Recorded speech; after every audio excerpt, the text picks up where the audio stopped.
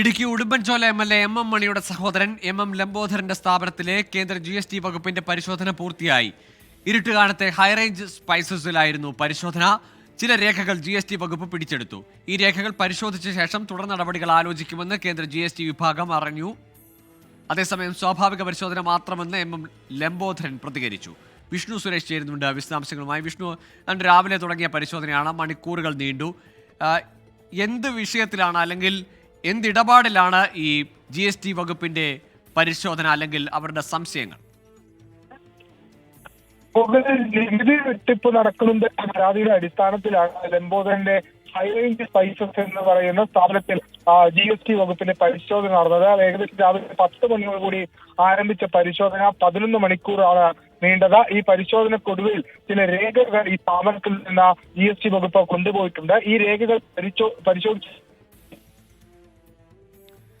Udumbanchola MLA.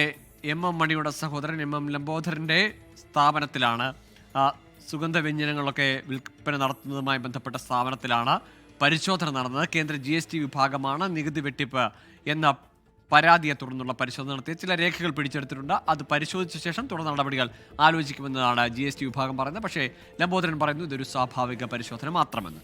Vishnu സുരേഷാണ് ഇടുക്കിയിൽ നിന്ന് വിവരങ്ങൾ നൽകിയത്.